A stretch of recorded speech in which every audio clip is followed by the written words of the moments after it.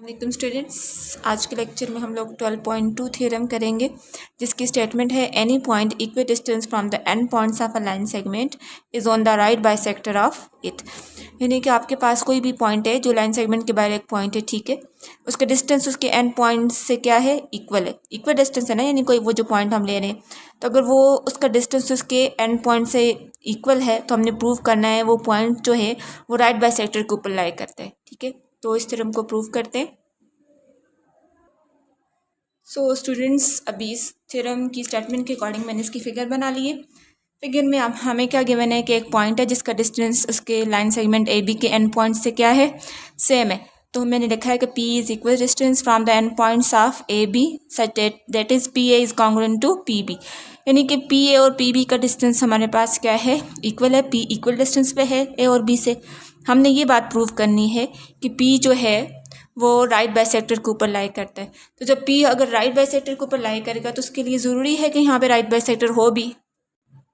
तो उसके लिए फिर हम लोग क्या करेंगे, हम कंस्ट्रक्शन करेंगे। कंस्ट्रक्शन में हम लोग क्या करेंगे, P को ए बी के ऊपर हम लोग P से R तक ज्वाइन करेंगे। यहाँ पे हम एक ए बी के ऊपर एक पॉइंट ले लेंगे R, ठीक है। ए बी को R पॉइंट ले लेंगे ए बी के ऊपर और फिर P को R तक ज्वाइन कर लेंगे, ठीक है। तो हमारे पास ये आ जाएगी इसकी कंस्ट्रक्शन। सो स्टूडेंट्स, कंस्ट्रक्शन में हम लोगों ने क्या किया कि हमने ज्वाइन किया, join P to R the mid point of A B, यानी ए बी का मिड पॉइंट लिया हमने R और वहाँ से हम लोगों ने क्या किया, P से R तक ज्वाइन किया। तो अब ये इसका राइट बाइसेक्टर भी बन गया। तो यहाँ पे एंगल्स बनेंगे, एंगल 1 एंड एंगल 2।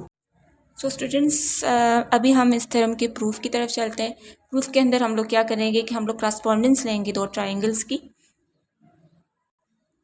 तो अभी हम लोगों ने यहाँ पे दो ट्राइंगल्स जिनकी क्रॉसपोंडेंस लेके इसको सॉल्व किया। एक ट्राइंगल हमारे पास है पी आर ए और दूसरी ट्राइंगल हमारे पास क्या है, पी आर बी। ये दो ट्राइंगल्स हैं। अब इन दो ट्राइंगल्स के अंदर कौन सी साइड्स और या एंगल हमारे पास कॉन्ग्रुएंट आ सकते हैं। तो सबसे पहली चीज़ जो है वो P A is congruent to P B. ये तो हमें गिवन में था कि दो जो लाइन सेगमेंट के ऊपर लाइन सेगमेंट ए बी है, इसके ऊपर जब हम लोगों ने एक पॉइंट लिया हुआ है राइट बाइसेक्टर के ऊपर एक पॉइंट पी, तो उसका डिस्टेंस उसके एंड पॉइंट से क्या है, इक्वल। तो P A is congruent to P B, ये हमारे पास क्या है, गिवन। उसके अलावा हमारे पास पी आर जो है वो दोनों में ट्राइंगल्स में आ रही है। तो P R is congruent to P R, ये दोनों में क्या है, कॉमन। इसके बाद जब हमने कंस्ट्रक्शन की थी तो कंस्ट्रक्शन के अंदर हमने एक मिड पॉइंट लिया था ए बी का। तो मिड पॉइंट जो होता है वो उसको लाइन को दो इक्वल पार्ट्स में डिवाइड करता है। तो A R is congruent to B R. हम यहाँ पे ये राइट कर सकते हैं कि ए आर जो है वो बी आर के क्या है, इक्वल है, कॉन्ग्रुएंट है, ठीक है।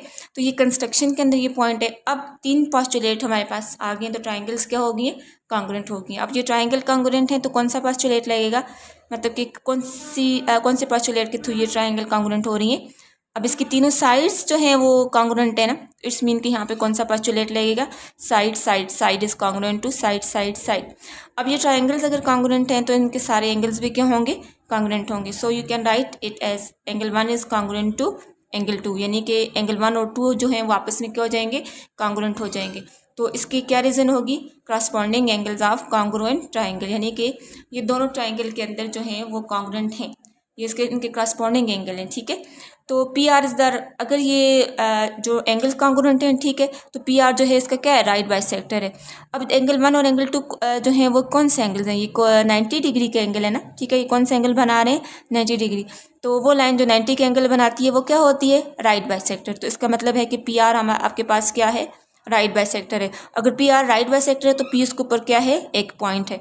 तो हम लोग यहाँ पे लिखेंगे कि P R is the right bisector of A B. P और क्यों है, क्योंकि एंगल 1 एंगल 2 कौन से एंगल्स हैं, राइट एंगल्स हैं, ये 90 के एंगल बना रहे हैं, ठीक है। फिर इसका मतलब है कि P lies on the right bisector of P R.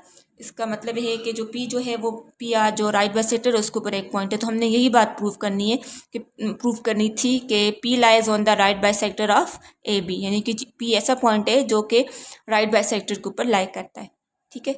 Okay students, अल्लाह हाफिज़।